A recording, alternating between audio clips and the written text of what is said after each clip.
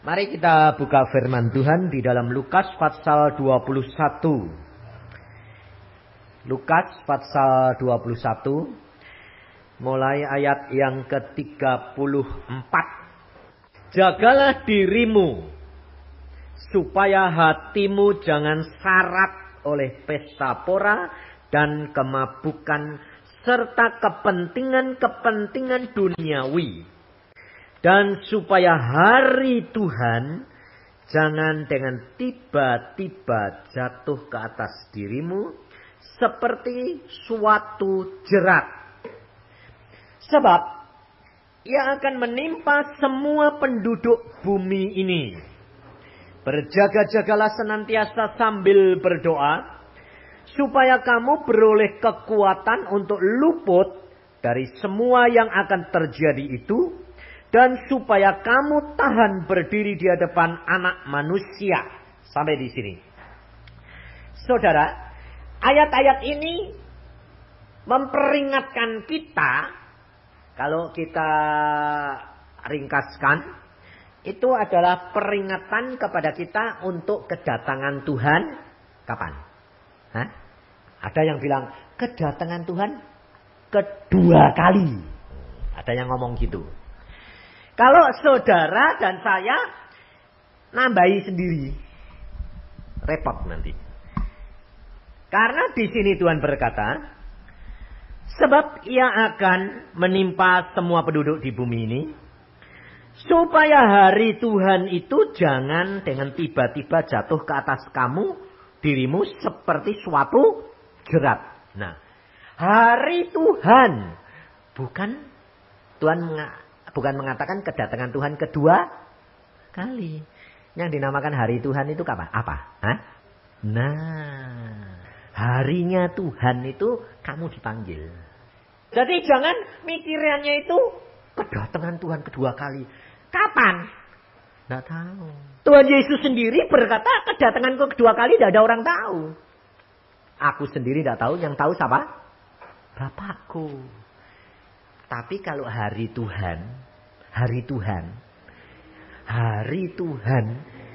habis waktumu di dunia, Tuhan Yesus tahu enggak? Tahu. Karena apa? Karena tiap saudara dan saya, namamu tertulis di dalam kitab kehidupan, itu sudah ada. Kapan Yusak selesai? Ada. Tanggalnya itu ada. Nah, itu namanya yang dimaksud hari Tuhan itu. Jadi, tapi banyak orang bilang, oh nanti Tuhan Yesus datang kedua kali loh. Itu tidak ada orang tahu. Tapi kalau hari Tuhan jemput kamu, tugasmu habis, di dunia selesai, itu Tuhan Yesus tahu. Kamu dan saya tidak tahu dah. Tapi Tuhan Yesus tahu. Sebab sudah ditulis. Pada waktu tante saya sakit keras mau mati, dokter berkata tidak ada harapan lagi, tinggal tunggu waktunya. Om saya berdoa sungguh-sungguh. Tuhan, dia tidak minta kesembuhan. Dia cuma minta Tuhan, sudah waktunya. Nah, Tuhan dia langsung lihat langit terbuka. Dia lihat penglihatan. Dia dibawa ke sana. Tuhan Yesus buka kitab kehidupan. Terus dia bilang, oh ya nama ini ditulis oleh Bapak. Waktunya memang hari lusa. Tanggal berapa, bulan berapa, tahun berapa. Tapi di bawah ditambahi Bapak. Umurnya ditambah 15 tahun. Loh. Langsung dia bilang, oh ditambahi Tuhan. Ya. Langsung dia pergi ke tempat kakaknya, tante saya itu. Langsung dia masuk ini, semua nangis. Anak cucunya, familinya, ayah saya juga, yang adiknya tante ini nangis. Dia bilang, sembahyang dong. Lalu om saya bilang, sembahyang apa? Ini mau mati gitu. Oh enggak mati yo. Lah wong mau mati yo. Loh, enggak mati. Tapi demikian dia masuk, lihat semuanya sudah biru. Loh saudara, biarpun dia sudah melihat penglihatan, dia ketemu Tuhan Yesus sendiri. Tuhan Yesus ngomong sendiri. Waktu dia lihat kenyataan sudah biru semua, napasnya sudah tinggal di sini. Gitu, bimbang. Lalu dia, kok main mati ya? Loh, dia bilang, loh Tuhan, katanya tidak mati. Loh kok main mati? Lalu dia bilang, ya, bingung dia. Lari dia masuk ke kamar. Dia bilang lagi, Tuhan Yesus, lu kok mau mati? Katanya mau tambahi. Loh, pikiran kita, kalau kita itu dengar firman, itu dengan kenyataan itu belum tentu sama, saudara. Kalau sama, itu bukan pikirannya Tuhan. Langsung dia bilang, lu Tuhan kok mau mati? Tuhan berkata apa? Di mana imanmu? Nah kamu, waktu ditanya Tuhan, di mana imanmu? Kayak orang ditampar. Oh iya ya Tuhan. Langsung, lalu apa Tuhan yang aku harus lakukan? Ambil air, basahi tubuhnya, dia akan hidup. Oh. Nanti jangan saudara lalu niru. Nanti dapat dengar kesaksian gini, lalu dipakai metode. Nanti ada orang saudaranya, ambil air. Enggak, jangan. Kalau enggak, Tuhan yang merintah, jangan. Nanti jadi dukun. Waktu dia bilang, enggak kok, Tuhan bilang hidup. Dokternya bilang, apa? Pikirnya, wah disinting nih. Ngambil air, di baskom basahi semua, dikuasai air, basahi malahan. Dokternya bilang, loh kok malah mau basahi? Hidup kok. Waktu sudah dibasahi semua, matanya melek, hidup. Dokter, itu tensi lagi, oh sembuh, sempurna. Betul-betul tambah 15 tahun. Saya menghadiri hari yang 15 tahun terakhir. Tuhan berkata, saya bilang, Tuhan aku mau lihat tanteku pulang. Ini kan besok tanggalnya 15 tahun. Om saya datang, saya bilang, Om besok loh 15. Oh iya, aku kok lupa. Langsung dia bilang, Tuhan bilang, habis. Orang yang di dalam kamar bilang, dia bilang, hitungannya Tuhan tuh jam 6 pagi. Pokoknya yang saling nanti lebih dari jam 6 ya, ada tambahan lagi. Jam 6 tepat, jam saya bilang, tit. Sana bilang, berangkat. Loh, Tuhan itu luar biasa loh. Saudara, kalau ini ayat dikatakan, saudara dan saya harus jaga dirimu. Dikatakan, supaya hatimu jangan syarat oleh pesta pora dan pemabukan. Dan kepentingan-kepentingan dunia. Ini Tuhan tuh tidak pesan kamu, jangan kamu pesta-pesta, terus mabuk-mabukan. Bukan itu. Kalau gitu kan banyak orang Kristen yang sudah siap. Enggak. Tuhan itu maksudnya, jangan itu pikiranmu itu serakah kepengen segala macam loh. Terus terang jujur, sampai sekarang masih kepengen semua enggak? Pengen toh? Masih kepengen toh? Itu hati-hati. Sebab, coba dengar kesaksian tadi. Dia kepengen dapat enggak? Lotre nih. Enggak toh? Malah dapat. Kepengen, gak dapat. Sebabnya apa? Ayat Alkitab berkata, apa yang tidak pernah kamu pikir, apa yang tidak timbul dalam hatimu, itu yang disediakan oleh Tuhan. Jadi jangan kepengen, malah gak dapat. Dan Alkitab ini berkata, hari Tuhan ini jangan sampai datang kepadamu seperti apa? Jerat. Jerat itu enak apa enggak? Enggak enak, saudara. Jerat itu membawa kematian. Maka dari itu saudara harus waspada. Kita belajar tidak apa yang ada di surga nanti, apa yang kita nikmati di surga, itu ditetapkannya di sini.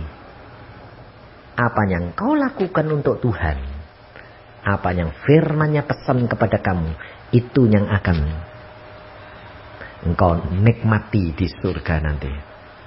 Maka dari itu firman Tuhan berkata apa? Apa yang kamu ikat di sini, terikat di surga. Apa yang kamu lepaskan di sini, terlepas di surga. Jadi kalau saudara melepaskan imanmu tentang hal Yesus Kristus Tuhan. Murtad, kamu juga kehilangan di sana enggak? Iya, makanya itu. Maka dari itu saudara harus perhatikan. Hati-hati. Sebab apa yang kau dan lakukan, itu Tuhan sudah berikan contoh. Dunia dan surga. Kita belajar supaya jangan sampai kita terjerat pada waktu hari Tuhan datang. Kenapa? Sebab Tuhan selalu mengajar surga dan dunia itu sama. Artinya sama, cara jalannya itu sama. Kita belajar dari dua.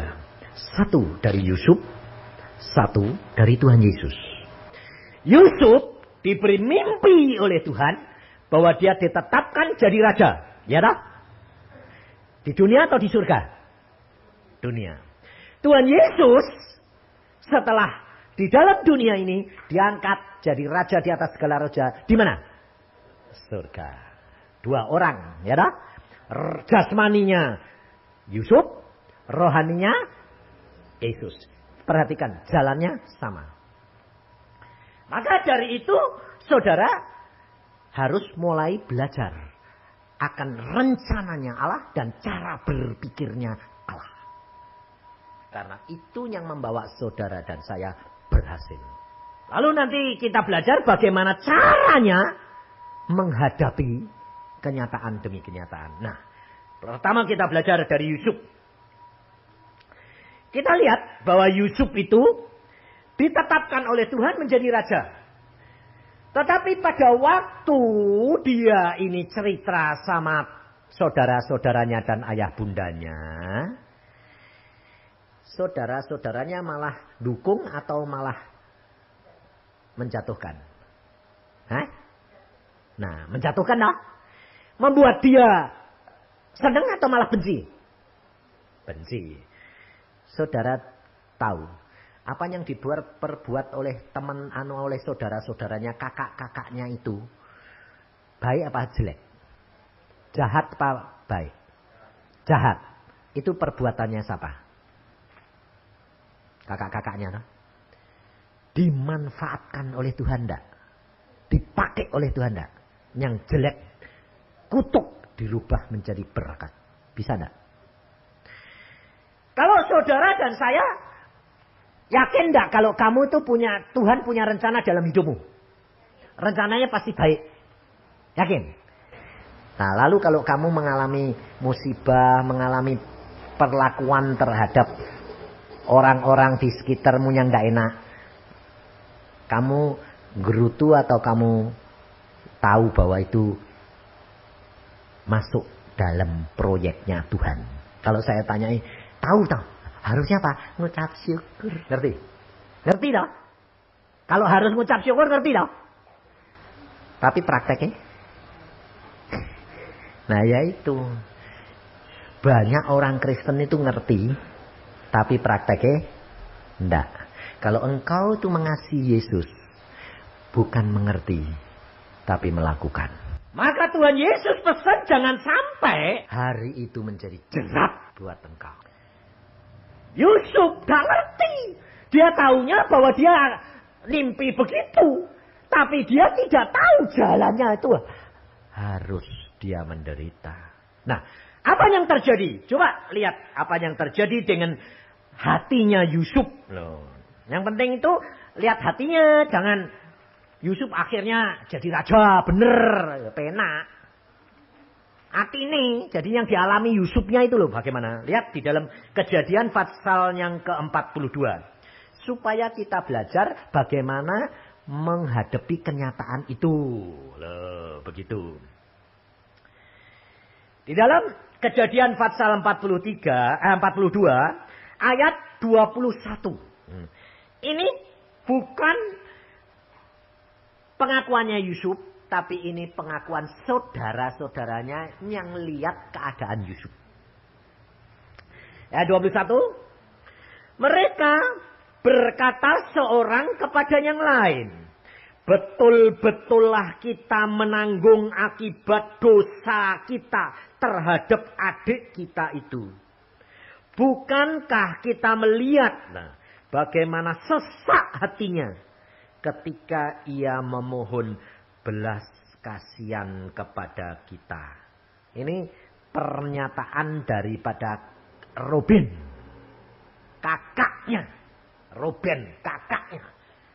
Yang minta kepada adik-adiknya, sudahlah jangan, adikmu itu jangan kamu masukkan perigi ke dalam perigi yang kosong, mati nanti. Kakak-kakak bilang, tidak peduli, kita mau lihat mimpinya jadi pada. Dan ternyata apa yang dialami oleh Yusuf bukan sukacita tuh. Ucap syukur tuh. Hatinya apa? Ini kenyataan. Dan justru Tuhan memberikan Alkitab ini untuk saudara dan saya. Supaya saudara jangan sampai sesak hatimu. Pahit. Jangan. Karena engkau tahu caranya, pikirannya Tuhan, rencananya Tuhan. Sehingga kamu bisa ngomong sama jiwamu. Jangan sesek. Coba lihat dulu, ingat Yusuf. Loh. Kalau kamu ngomong sendiri sama jiwamu jadi terhibur enggak? Jadi bisa ketawa enggak? Bisa ngucap syukur enggak? Nah ya itu maksudnya.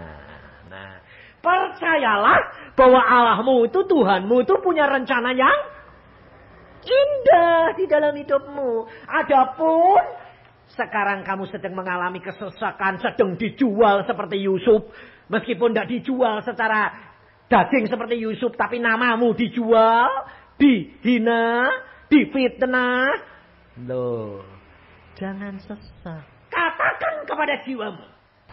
Ini salah satu bagian paket yang sedang direncanakan oleh Tuhan. Dan saudara-saudara Yusuf tidak tahu kalau itu malah rencana. Tuhan memanfaatkan, menggunakan akal yang licik, jahatnya ini dipakai oleh Tuhan untuk mengubahkan menjadi berkat Tuhan itu luar biasa. Nah, setelah hal ini kejadian, sebab Tuhan mau mengangkat Yusuf jadi raja di Mesir.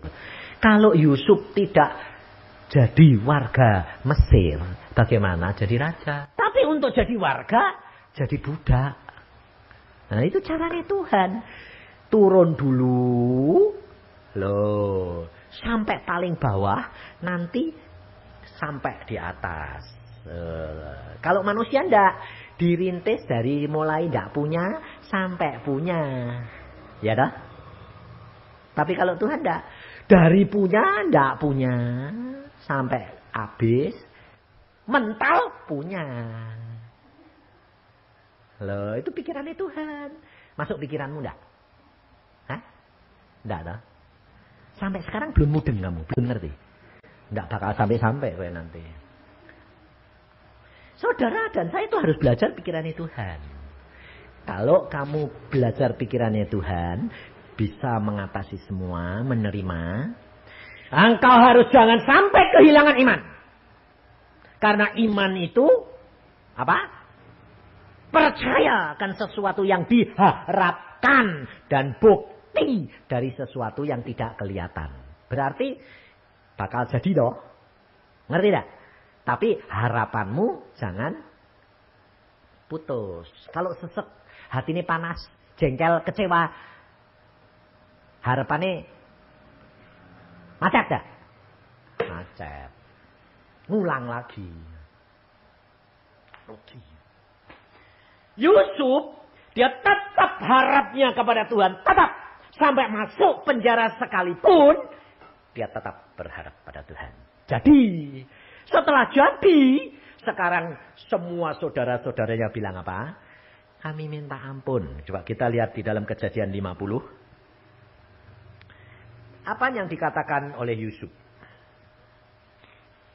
Kejadian 50, ayat yang ke-17. Mulai ayat 17. Beginilah harus kamu katakan kepada Yusuf. Ampunilah kiranya kesalahan saudara-saudaramu dan dosa mereka. Sebab mereka telah berbuat jahat kepadamu. Maka sekarang ampunilah kiranya kesalahan yang dibuat hamba-hamba Allah ayahmu. Lalu menangislah Yusuf ketika orang berkata demikian kepadanya. Juga saudara-saudaranya datang sendiri dan sujud di depannya serta berkata, kami datang untuk menjadi budakmu. Jadi saudara-saudaranya mengaku lalu menyerahkan diri jadi budak. Tapi apa kata Yusuf? Tetapi Yusuf berkata kepada mereka, janganlah takut, sebab aku inikah pengganti Allah. Dia sadar bahwa semua rencana Tuhannya. Memang kamu telah mereka-rekakan yang jahat terhadap aku. Tetapi Allah telah mereka-rekakannya untuk kebaikan. Dengan maksud melakukan seperti yang terjadi sekarang ini. Yaitu memelihara hidup suatu bangsa yang besar. Kalau saudara dan saya membaca Alkitab dan merenungkannya, menghayatinya, lalu masukkan dalam hati dan pikiranmu, di dalam kamu menghadapi kesesakan, kesulitan, penderitaan, dan segala macam aniaya di luar, kamu dapat berkata kepada jiwamu, jangan kehilangan iman, jangan kehilangan harapmu. Karena pasti Tuhan akan membuktikan rencananya yang indah di dalam hidupmu. Saudara bisa ketawa, ngucap syukur. Itu yang Tuhan mau. Nah, kalau di dalam dunia yang dijanjikan oleh Tuhan kepada Yusuf, dia akan menjadi raja di dunia. Keberkatan. Jalannya pun harus sedia menanggung derita apapun yang terjadi dalam hidup itu. Tetap harap dan percaya kepada Tuhan. Ada waktunya sampai batasnya sudah ditetapkan oleh Tuhan. Sekarang perkara rohani di dalam dirinya Tuhan Yesus. Kita lihat bahwa Tuhan Yesus diutus oleh Bapa masuk ke dalam dunia. Kira-kira kalau saudara ini punya segala-galanya. Umpamanya saudara jadi orang yang konglomerat. Yang kaya raya, punya segala-galanya. Lalu saudara mau menyelamatkan satu keluarga. Apakah anakmu kamu turunkan tinggal melarat bersama dengan keluarga itu? Baru ditulung?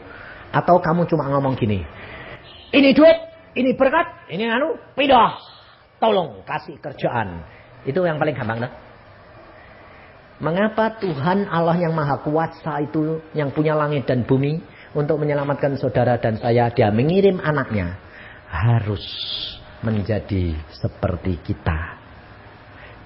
Dikandung di dalam perut Maria 9 bulan. Waktu Tuhan Yesus dikandung oleh Maria dalam perutnya, sudah ada Yesus di situ? Sudah maha kuasa pada? Hah? Dia tetap Allah enggak?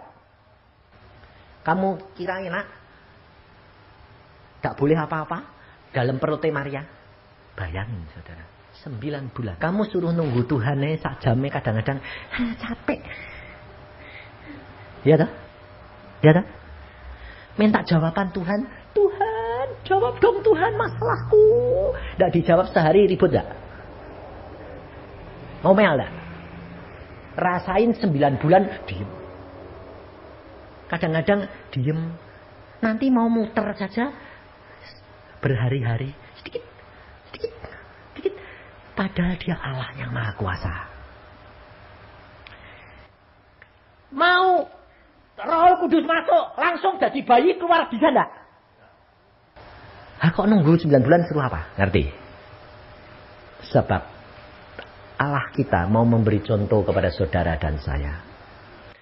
Kalau dia berbicara, dia sudah ngalami.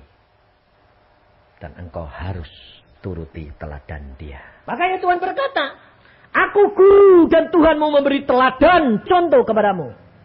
Kamu harus melakukan seperti yang aku lakukan. Memang kita tidak akan dapat seperti Tuhan Yesus 100%. Tapi kita adalah anggota tubuh Kristus. Bagian. Saudara dan saya mungkin selnya Tuhan Yesus di dalam tangannya Tuhan. kamu sel satu, tapi bagian tangan. Jangan kamu bilang, Tuhan aku kepengen jadi bibir supaya bisa ngerasain makanan. Loh, tidak bisa. Oh, bagianmu tangan, no. Kamu minta, waduh aku tuh pengen jadi kayak Yusa, penginjil Tuhan. Tidak bisa. Aku lidahnya Tuhan. Bagian dari setitik lidahnya. Suruh ngomong-ngomong. Kamu udah bisa. Tangan bukan lidah. Kamu tangan turut ngomong kacau.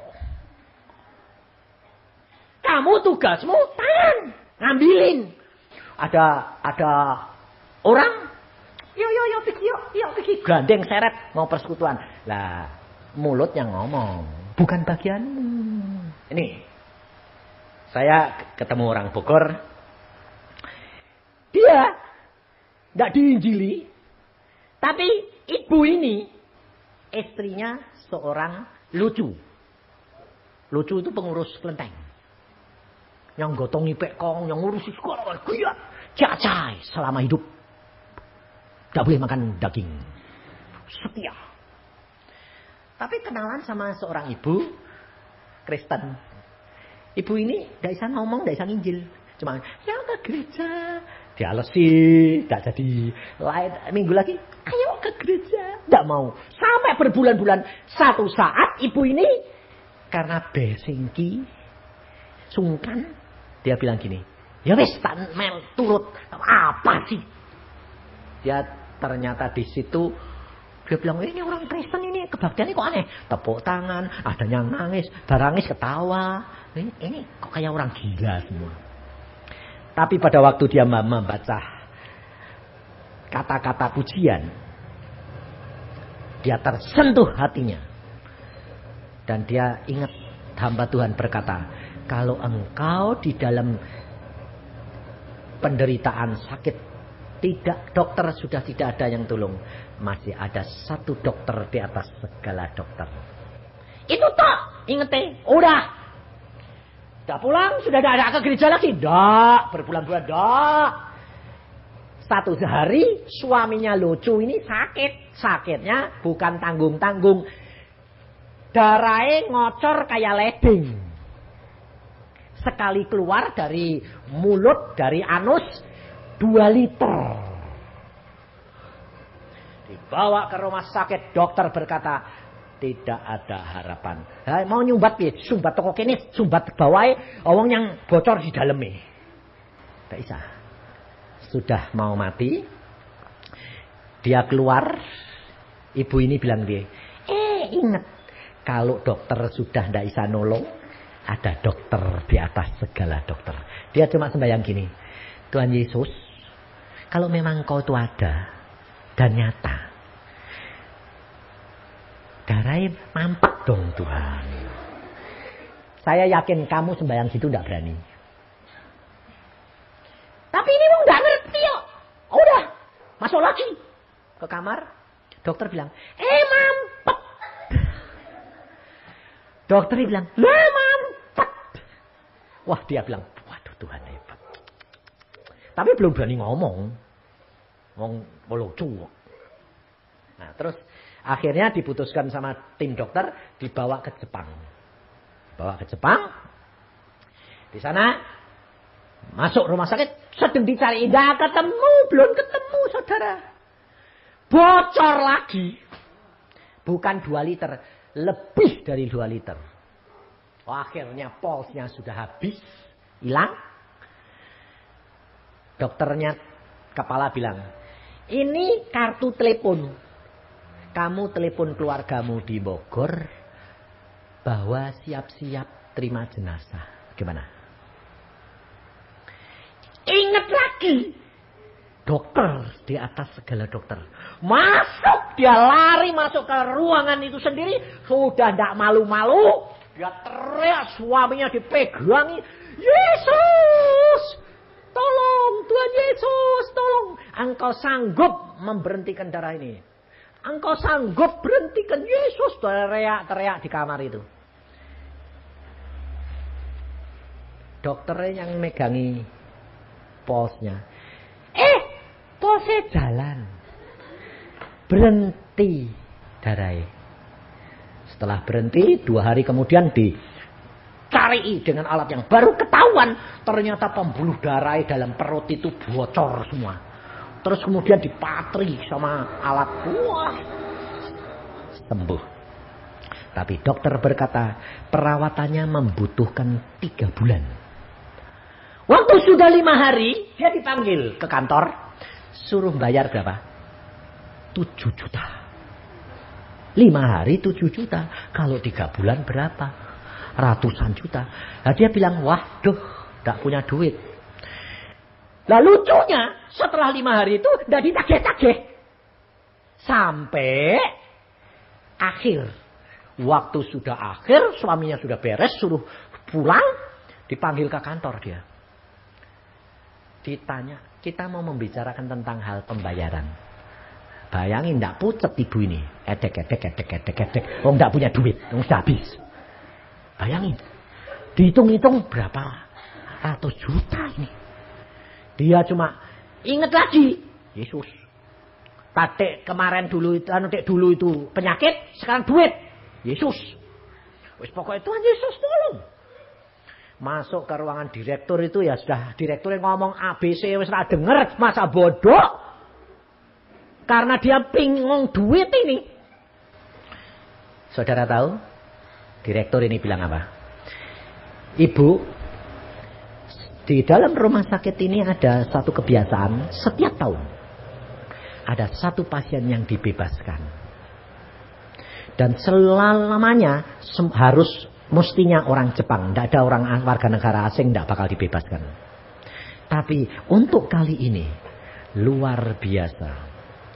Yang dibebaskan itu suami ibu. Dia dengar gitu. Yesus, terima kasih. Lalu juta, ratusan juta. Betul-betul isi Alkitab digenapi tidak? Apa yang tidak pernah kamu pikirkan, apa yang tidak pernah timbul dalam hatimu, itu yang disediakan oleh Tuhan. Sekarang dia menjadi orang Kristen, pulang langsung dia jadi orang Kristen, tinggalkan kelenteng, bertobat sama suaminya, dan orang tuanya pun bertobat. Ada kehidupan kekristenan. Kamu harus belajar benar-benar dari hidupnya Tuhan Yesus. Yesus rela menantikan untuk mengganti saudara dan saya. Dan untuk menjadi raja di atas segala raja di surga dan di bumi. Dia harus membayar harga itu di bumi, bukan di surga. Karena memang dia itu Allah sendiri. Tetapi untuk mendapatkan kedudukan di surga, dia harus bayar di bumi. Maka dari itu saudara, belajar firman daripada Tuhan. Menghadapi penderitaan demi penderitaan karena Tuhan itu punya rencana. Itu sudah merupakan paket yang saudara dan saya harus alami. Jangan kehilangan harap. Jangan kehilangan iman. Percaya bahwa ini semuanya masuk dalam rencananya dia. Jangan menyalahkan. Jangan menghakimi orang yang dipakai. Apa orang yang dipakai untuk seperti saudara-saudara Yusuf ini enak apa? Tidak enak, dia bayar harganya. Kalau saudara tahu hal ini, saudara akan mengucap syukur.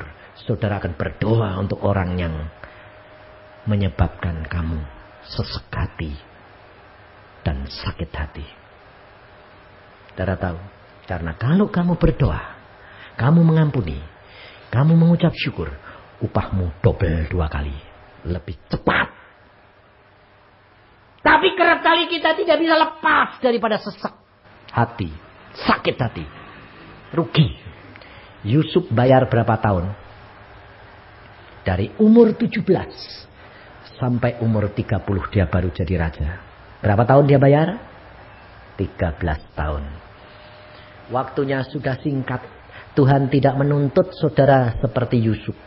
Yesus sendiri bayar berapa? 33 tahun penderitaan di dalam dunia. Tuhan tahu waktunya sudah singkat. Tidak disuruh lagi. Tuhan hanya mau orang yang nurut melakukan firman. Ucap syukur. Cepat sekali sampai. Jangan sampai engkau harus bayar lama. Sebab setiap orang sudah punya target. Harus segera diraih. Berlomba cepat. Mengejar waktu. Karena waktunya sudah amat singkat. Ampuni. Kasihi. Mengucap syukur. Jangan kehilangan iman dan harapmu. Percaya rencana Tuhan indah. Dan kita harus meraih selama kita di dalam dunia. Sampai kita nanti pulang. Hari itu datang. Tidak seperti jerat. Tapi hari Tuhan datang membawa hadiah dan upah bagi kita semuanya. Karena firman Tuhan yang berkata, kalau engkau mencari Tuhan dengan sungguh-sungguh, kau akan mendapat upahnya. Dan bukan jerat lagi, tapi upah bagi kita semua. Amin. Mari kita berdoa.